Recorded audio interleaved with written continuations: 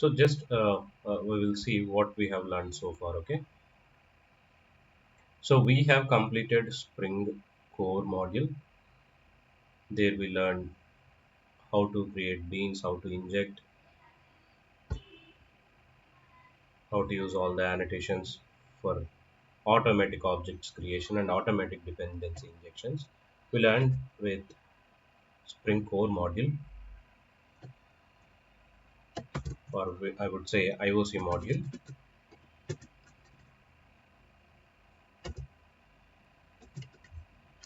We can handle all the POSO classes, dependency injections. Running little slow, be patient. Okay, dependency injections and all the annotations like auto wiring, stereotypes, all stereotypes that we learned,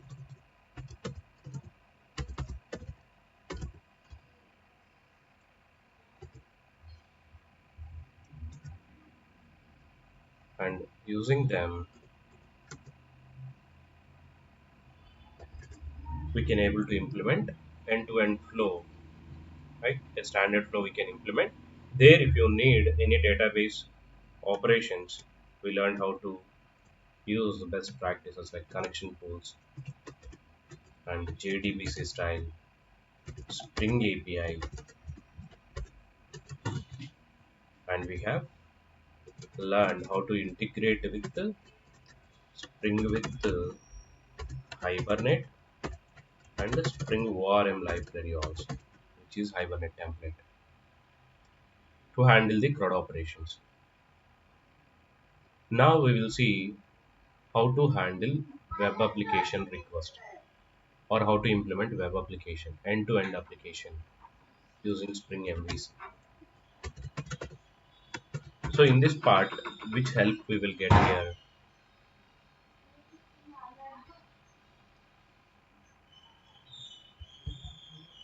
we know how to implement controller classes, service classes, and DAO classes. Just a minute, please. I'll just close it.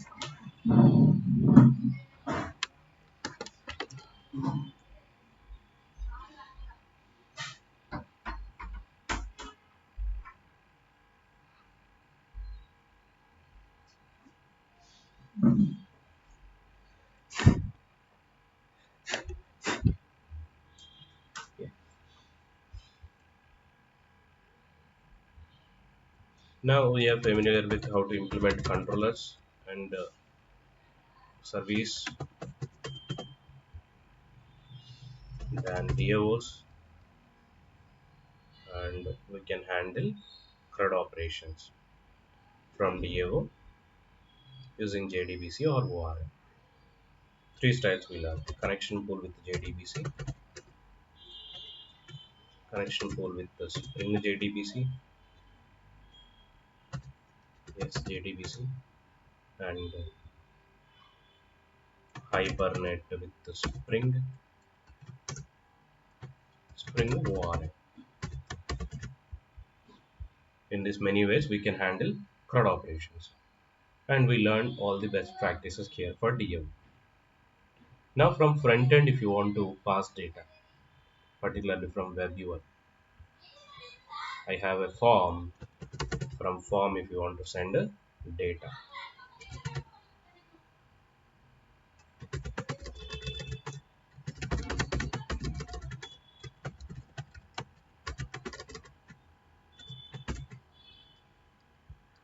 this data if you want to populate into your controller class from here to here, if you want to populate it, as soon as you submit this data from form, if you want to populate the data here, how we can do that. From here we learned how to pass data from controller to service, service to DAOs. Just as usual, we auto where service here, we auto where service here, and we call, and we auto where DAO here, and we pass data from here to there. But now how to populate the data here into controller class? As I said, we may do multiple operations here, right? From UI, you may ask for create, save the record, or from UI you may request for updating the record, or you may request for delete, or you may request for select. Like by giving ID you may want to see user records, find operations you may want to do. So how do I implement all such operations here? If I want to save, if I want to delete, if I want to update or select, how I can transfer data from front end to back end, that we should learn here from MVC. Okay, particularly for web applications. This is for web application. You know usual web application architecture, right? Web application architecture, how it used to be. Generally in web applications, we will have a server, we will have a server, we will have a server. In that server, we will have our application. Application we deploy here. We put our application into server. And the server will be accessed via browsers. From browsers, a number of clients can access it. If it is internet application, everybody can hit that particular server URL and they can able to connect with it. So the clients are here for the server. Clients are browsers.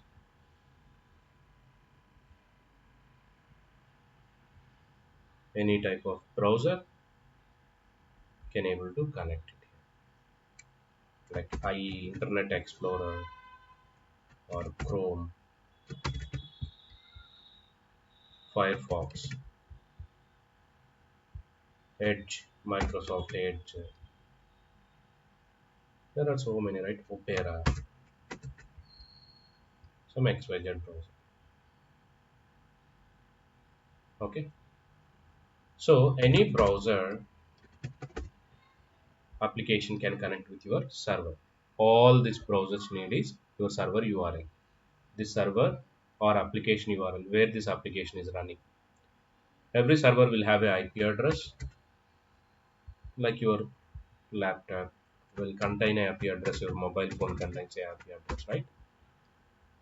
Same way, every server will have a IP address and every application will have a port number.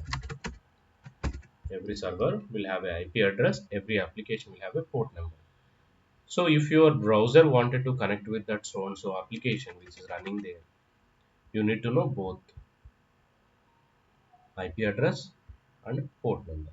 Using IP and port, we can able to connect with any application which is running in internet. For example, if you want to see command prompt ping www.google.com. If you try to ping, it is giving some public IP. I think this is up to here. Yeah, this is the IP and this is masked one, exactly not the IP. But if you copy and try to paste it,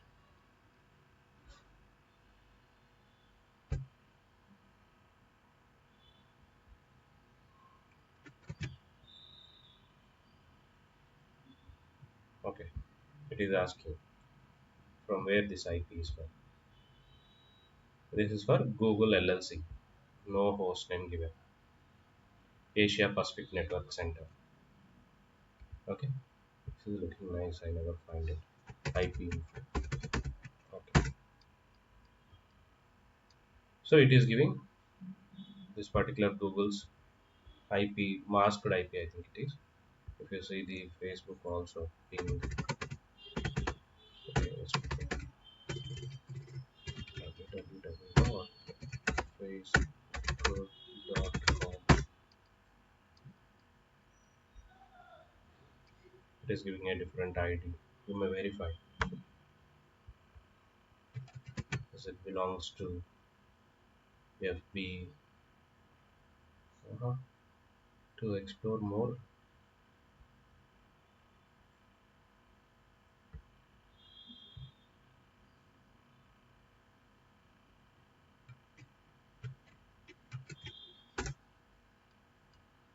Okay, Facebook Inc. Chennai, Tamil Nadu. Server location. Okay,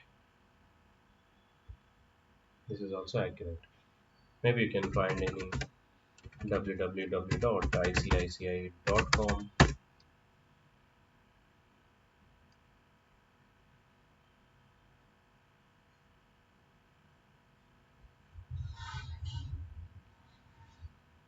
Don't we have icici.com? www.icici.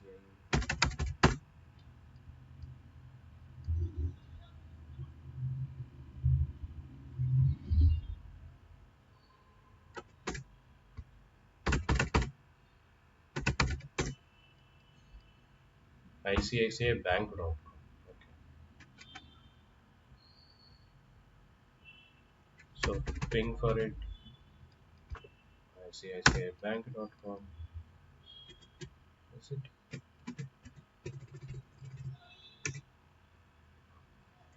I don't know. Maybe they are protected.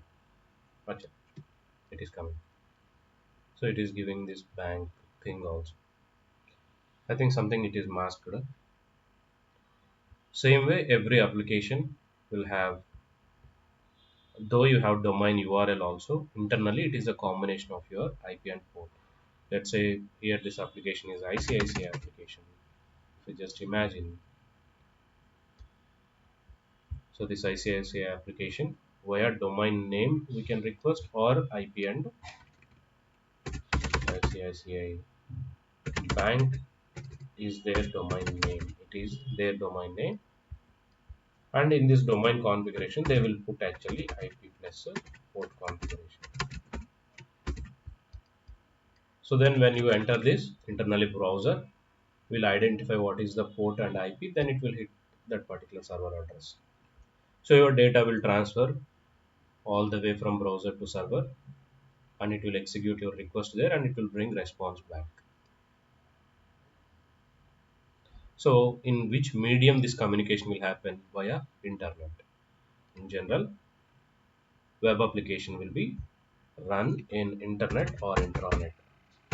Internet or intranet. Internet application means public applications. Intranet means within the network. Let's say ICICI Bank is having an application, and that is for internal purpose only. Within their network premises only, they want to use it. Like ICICI Bank employees will log into few applications to provide the loans or to issue the uh, debits or credits. All that employee applications might be fall under intranet, and the public application which we just ICICIbank.com, it is internet application. So for anything, internet or intranet applications we can build. Only network limitations we will have. And generally web application communication will happen via internet using a HTTP protocol. Using a HTTP protocol. So browsers are from different parties and servers are from different parties. How your data they will understand.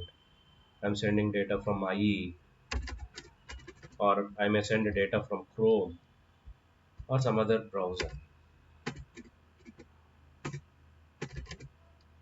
Will they have any common understanding between servers and browsers?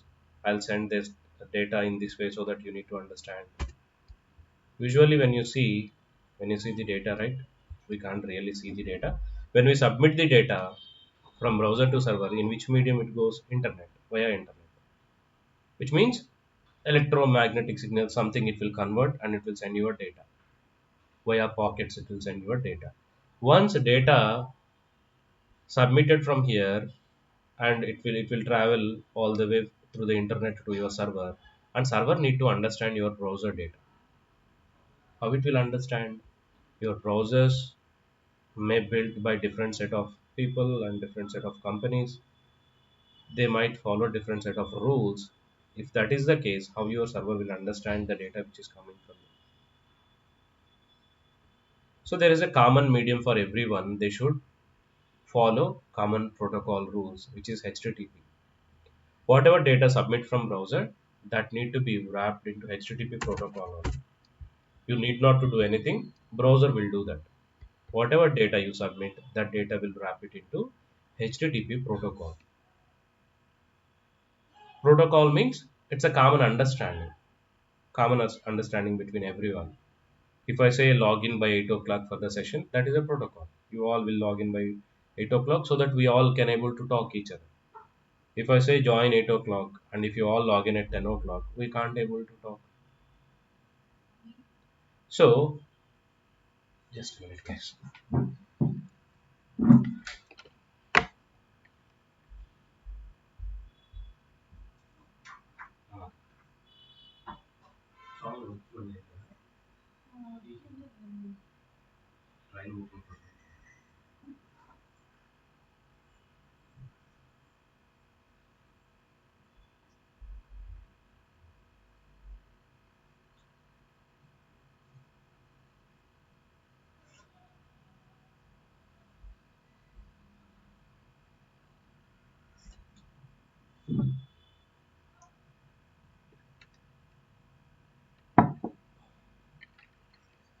Okay. So, the common understanding between browsers and servers.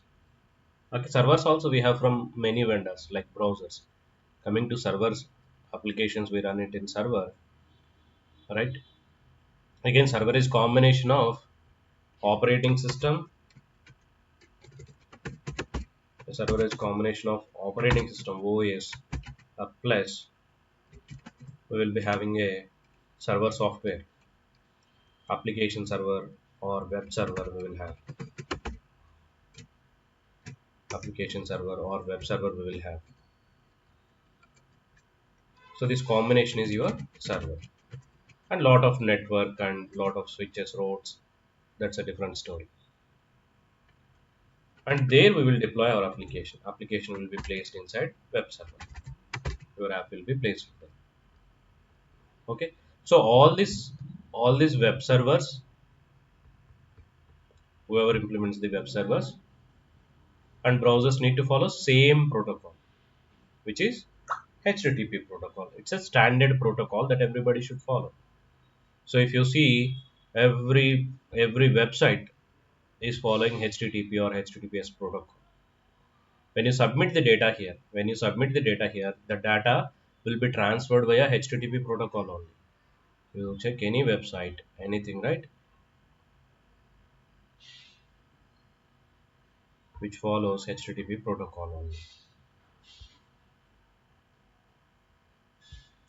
Maybe if you see IP info people, when you submit something, right, you go to inspect and see the request. Your request has been submitted in HTTP protocol only, network. Open any request. Lot of requests are executing here. Check any request.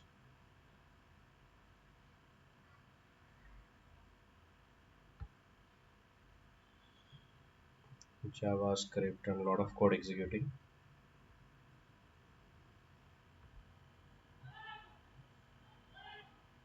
So this is their URL, request URL. So this is the HTTP headers part.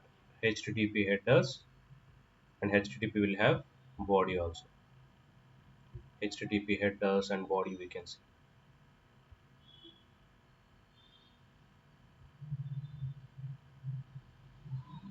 You can see request headers. These are response headers. Okay, I'll explain you.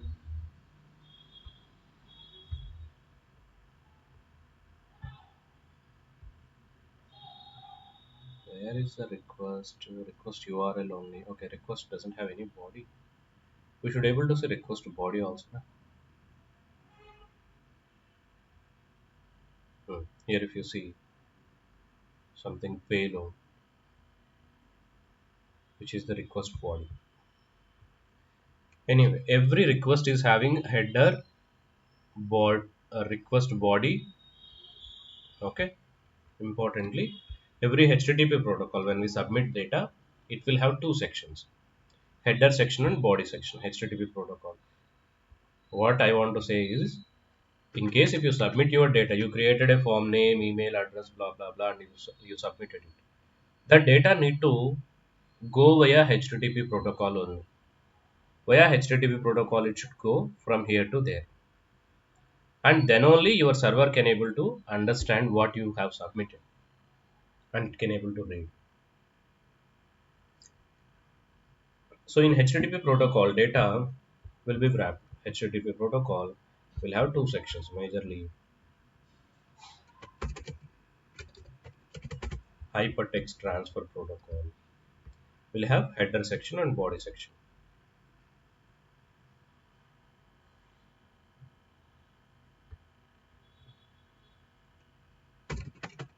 Will have head section and HTTP body.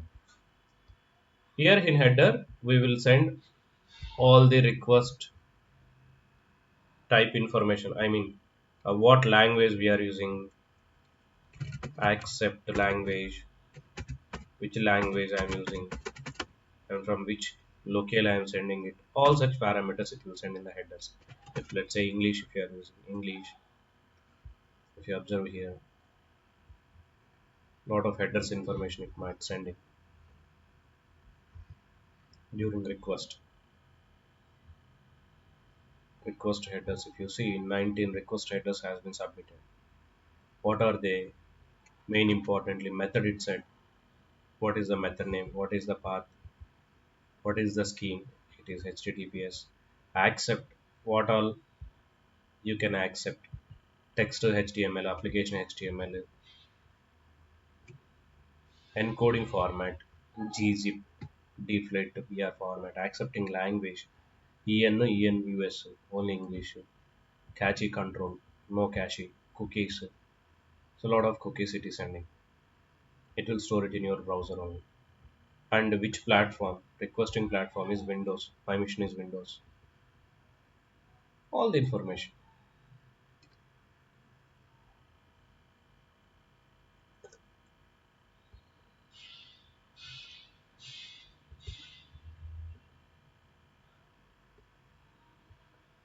Okay. So your data will be enclosed into HTTP protocol. Usually your payload will be here. Your payload means your data will be sent via body. Via body, your payload will be sent. Let's say if a form is having name, email, address, or any kind of input. When you submit it, right, your data will be stored like this: name equal to actual name, whichever you enter. Here, whichever you enter, that will be passed here. Let's say name Naveen if I pass Naveen. Email if I pass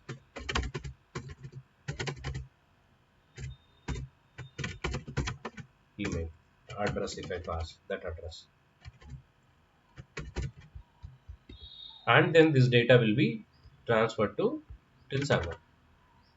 Then server again will understand which method you are using. If it is a get method or post method, HTTP is having multiple methods: get to, post to, put to, delete to. Yeah, mostly these methods we use. So when we submit a form with the get or post or put or delete or options, your method type will be setting into headers part, and your data will be setting into body, and that request will be transferred to server. Then server will understand which method you are using and what is your payload. And that same data it need to pass to your application. Web server will understand, that is fine. Then web server need to connect with your application. First data will come until your OS operating system, then it will go to your web server. Then web server need to pass your data to application. So in general, you should have a framework support or a application, web application support to your particular programming language to deploy it into web servers and to understand the web data which is coming from browser. So in Java we have servlets to handle that part. Servlets can be deployed into any web server and they can able to understand the data which is coming from web server. Usually data will go from browser to server, then server to your servlets.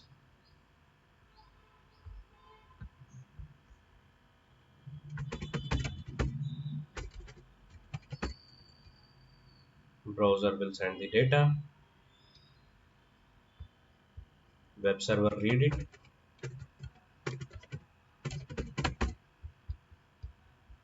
via HTTP protocol your data will be submitted,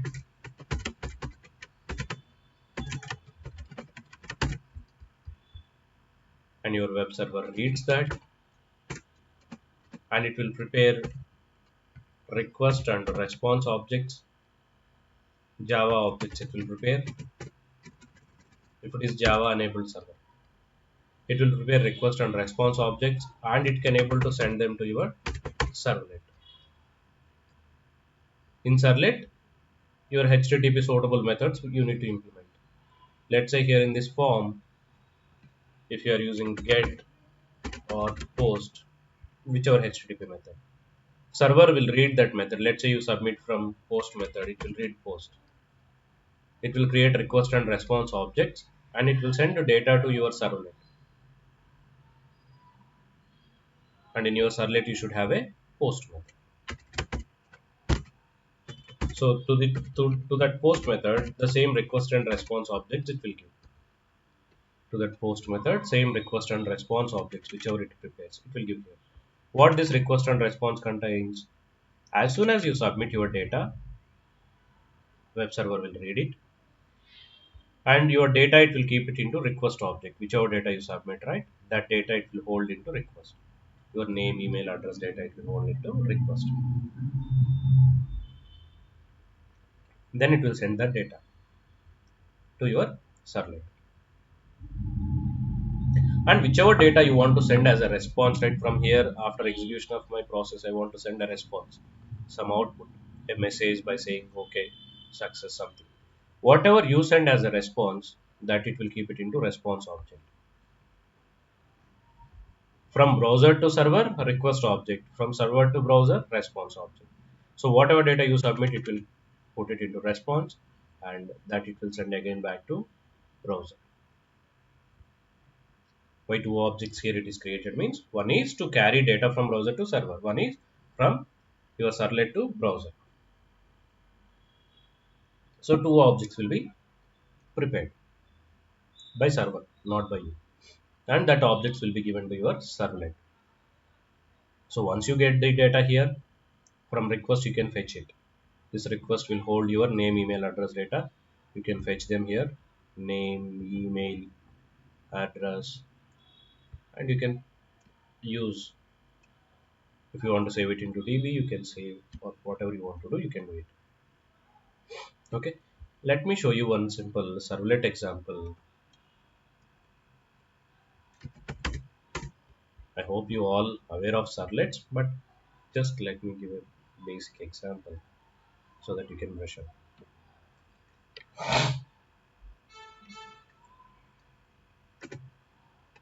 So to do the servlets, right, you need to download Tomcat server. Okay, download Tomcat 9, Apache Tomcat. I'll be using here as a server. Apache Tomcat, Tom,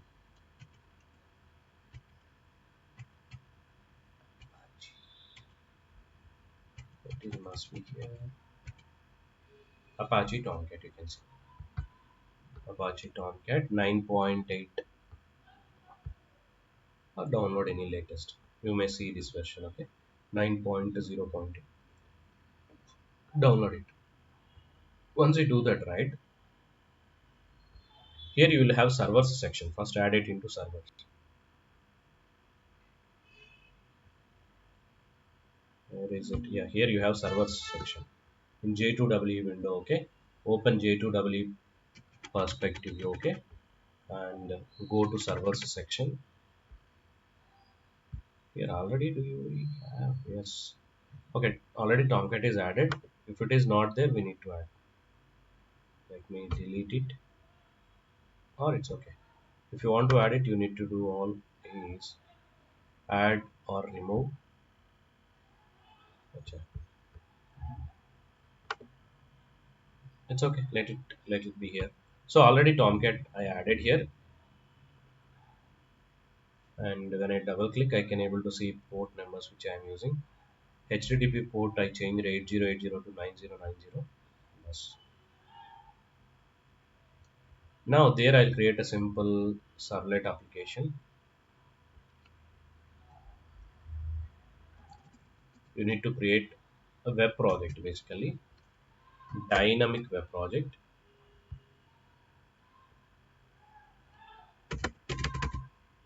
Application name hello, and I'll be using the very old version 2 version. Hello world. Hello world. Finish.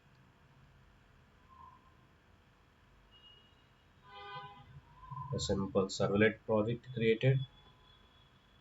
This is this is not related to anything to Spring. Okay, servlet framework we are seeing here.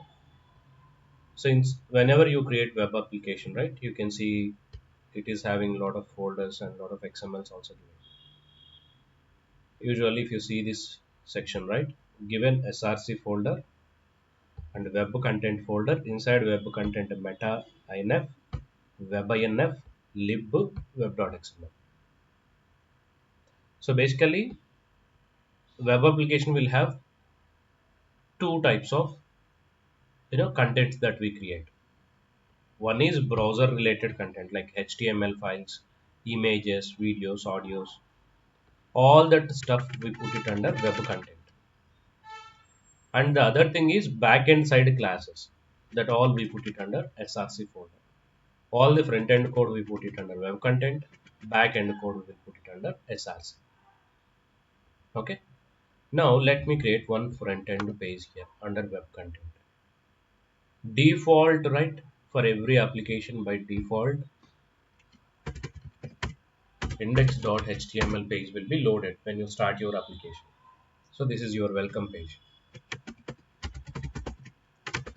Welcome everyone for world of web. Just welcome page. That's it. Nothing done as of now. Just one index.html page created. Now run it. Run as, run on server, Tomcat server. Go next. Finish it.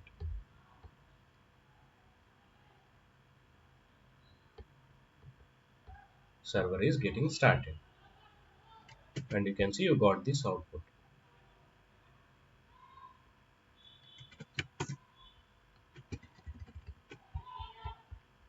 And from browser I can able to access it.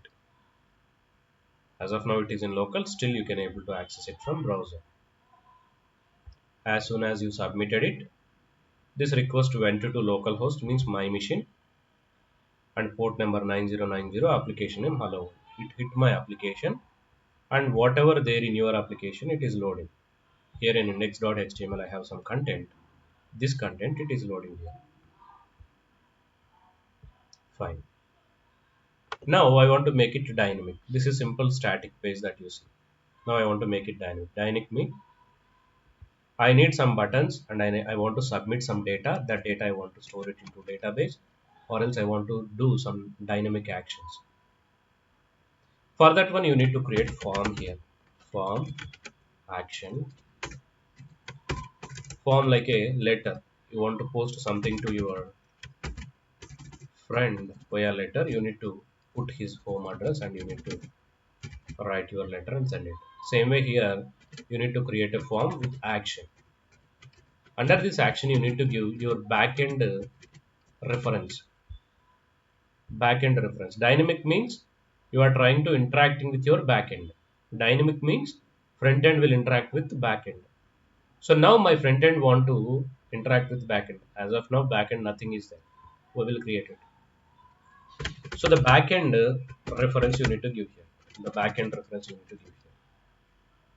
And as I said, the data will transfer via HTTP protocol, right, from browser to servers. HTTP protocol, it will go from here to there. And whichever method you are using here, it will read that method, and that method associated method only it will call in your backend classes. So we need to specify method here. If you don't specify, default is get. Let's say you need post, make it post. And from here I want to send some data, name, input, type, text box, name, key is name only, bus. And to perform this action, we need a button. We need to have a button. Input, type, submit, value. Submit button we need. Say hi. As soon as I click on this button or submit button. As soon as I click on the submit button, the request will be generated to this backend reference. Which request will be generated? HTTP request. So your HTTP request will be generated as soon as you click it, and it will send to your web server. So in our case, web server is Tomcat. Where we are deploying it? Tomcat. So Tomcat is our web server. As soon as you click on this button, it will go to Tomcat. This request will go to Tomcat with your data. Name is my data. Then Tomcat will decide which backend class need to be executed. How it will decide? That we will see. Write a backend side class package com dot argue dot web dot servlet or web bus. There create your servlet class. New class. Server side controller. Okay, server controller. You need to implement server side controller to read the data backend side. And this need to be extended mandatorily from HTTP servlet.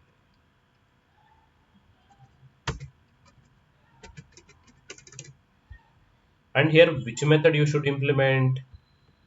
If it is a get method. If it is a post method. That's how you need to implement inside your servlet. So here in this form, my method is post. So here also you can implement post method. There is already post method. You just override it. Do post. If you observe here, this parent class is having multiple HTTP methods. You to override. Do delete, do get, do head, do option, do post, do put, do trace, lot of. So my HTTP method is do post. Just override that. Bus. Now you can read data. Data coming into the request. Whenever you submit data here, right? The data will transfer via HTTP protocol to your web server. Web server will prepare request and response, two objects, and the two objects will be given to you. These two objects will given by whom? Web server. See this, my form is having this format. Here I have name and some text box, some submit buttons. But when I submit it, back end side I am seeing Java objects. Some conversion is happened, right, from browser to server. Here it is in a web format. This web format to Java format conversion, who did? Your web server. It reading your data.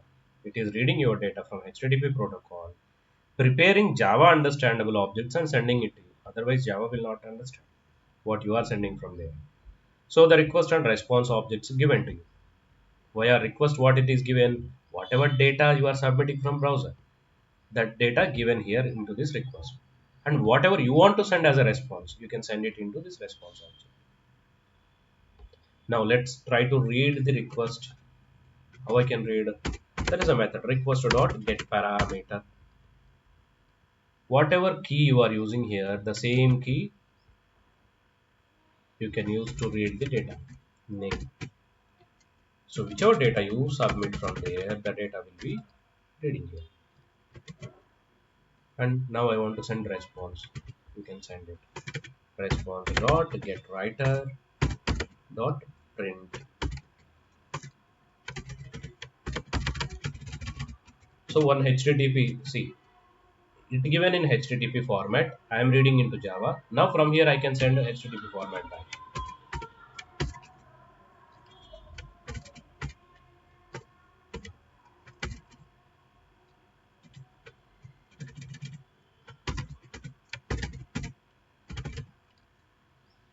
So this response will take back to your browser. Some HTML code only I am writing here. This will forward to your browser back. But where this mapping is done, from here when I click submit button, it should go to my backend class. Where that address I need to mention, this address not yet configured. So all these addresses you need to configure under web.xml file. Browser to server mapping you need to do here. How to do? My server side class is servlet class. Okay. And I need to do servlet mapping to submit my data from browser. So what is that servlet mapping? Servlet name. What is your servlet name? Any name. My servlet is something servlet controller or something controller. And when your controller need to execute it, when the URL pattern is slash backend reference. When somebody submitted backend references. Okay. What is the Java class for it? You need to mention that class here. Servlet name, controller, and your servlet class. Com dot argue dot dot server controller. Server side controller class is your class. So who will use this web.xml file? Your server. As soon as you submit your data, right? Server, Tomcat server will read this data and it will understand. Tomcat server will read this data and understands, okay, when somebody coming with request backend reference, I need to submit it to server controller. So all that address configuration we put here into web.xml file. So via web.xml file, your server understand which controller need to execute it. All the from to addresses will be configured here. So when somebody submit request with the backend reference, it should go here. And same way response will come back to the same address. It will keep your page name and all the browser information. Whenever you send response back, it will send exactly same response to that browser. Means at a time I can open this application, all clients can able to hit. My response should not given to you, your response should not given to me. Which means whenever you submit data from here, let's say Dikshit is submitting with his name. So it will keep your address, not only data, it will keep your address. It will keep client address also. It will just hold client address until sending the response. Otherwise, you don't know to whom it need to give response back. So if Dikshit is submitting from Pune, from his mission, from his browser, it will receive the request, it will process the response, and it will exactly send it to him. It will not send it to others. Okay. So response need to be go back to the same browser, same person, whoever is submitting.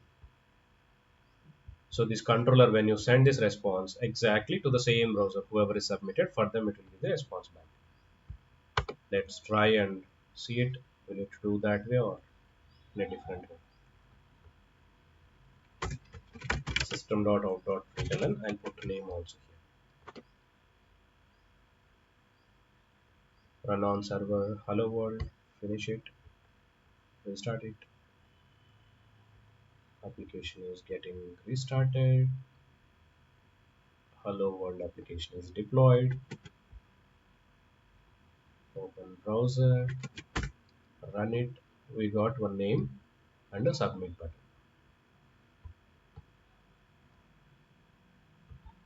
And this is console backend side running your Java console. So if I submit some name here now, submit, I'm getting response. Hello Naveen. And there I'm printing SOP, right? It is printing my name. Now exactly, if you all try this, right? Let's try it, okay? Let's try it. It should work, right? Just a minute.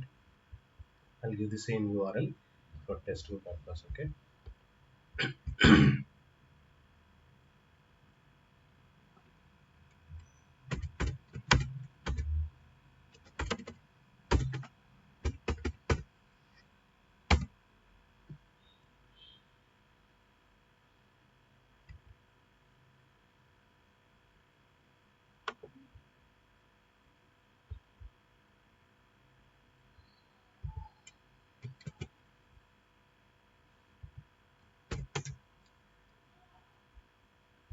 So now I will share this URL. You also can try. You will get this first time you will get this like warning. Just to click on visit site, you will be getting this page. Then submit your name again. From there you will be getting response. Shall we all try this? I'm giving you it. Okay, just click on this URL and submit your name. I shared in the chat. Okay,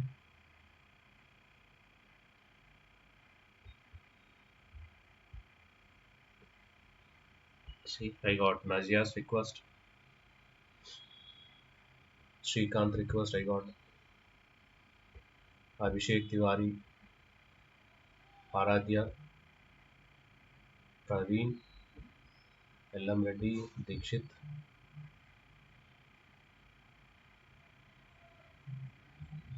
So you guys able to access it. Gomati, you all able to access it. So exactly the response it is giving you back. Dikshit didn't get Reddy's request, or Reddy didn't, did not get Dikshit request, right? You are getting exactly a response which you expected with your name only. So how it remembered?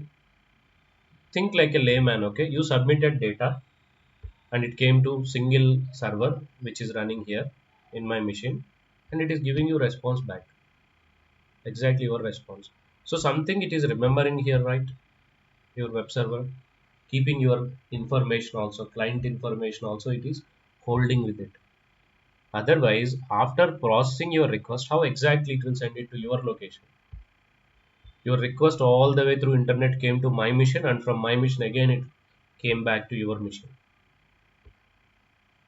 How it happened?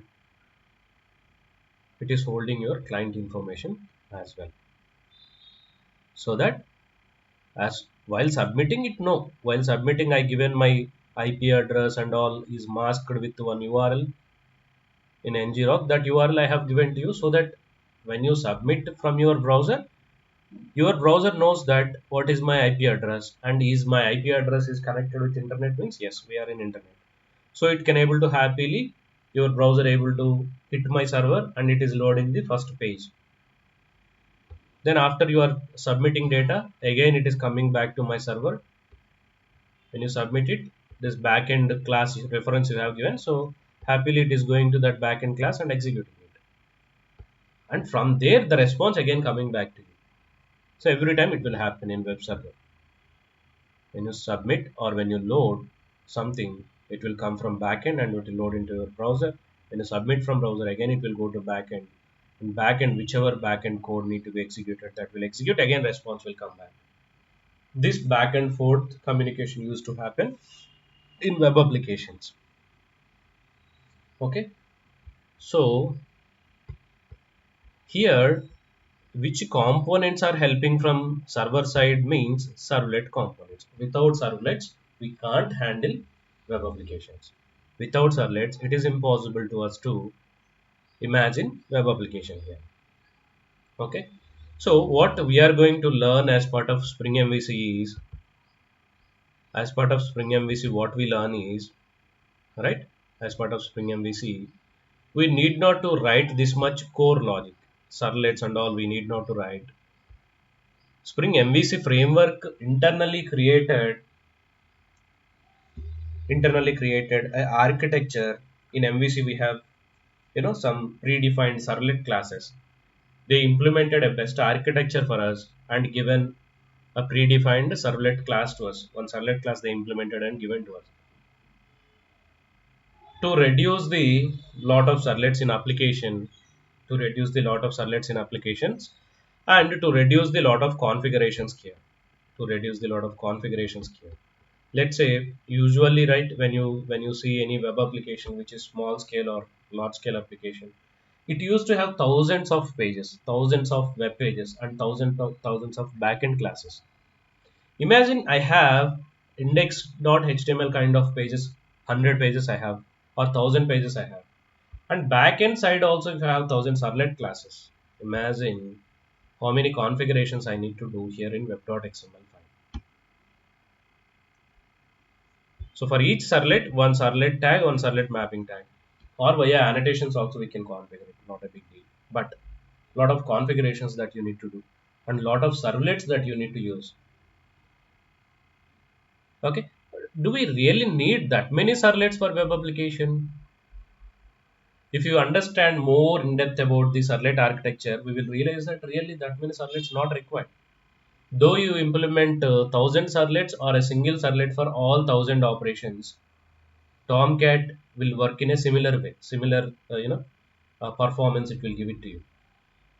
So you can think having one class is a good solution or having thousands of classes is a good solution.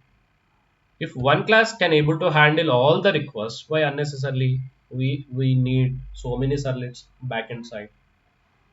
Really not required. Though you have 1,000 pages or millions of pages also, one single servlet can handle all of them. So unnecessarily you need not to use servlet many servlet components. That's what they realized and created a framework with single servlet. One single servlet they used and created a framework. Okay. In next session we will see what is that servlet, what it will do for us. Okay. And how it will handle the same request and response now we saw, right? In case you have CRUD operations request and all, how it will handle it basically. Front end to back end to front end, how it will handle. That we will learn in next session. Okay. So just brush up your servlet skills. Okay. Just brush up. Uh, that's it. I think this example is itself enough for you. Okay. And in Monday session, we will discuss more in depth about MVC architecture. This is very, very, very, very important for your microservices or Spring Boot, whatever you say. Okay. MVC architecture, simple architecture. Just you need to know front end to back end to front end. That's it. How that flow is happening. Hardly four steps. That four steps you need to bus so that you can able to handle it.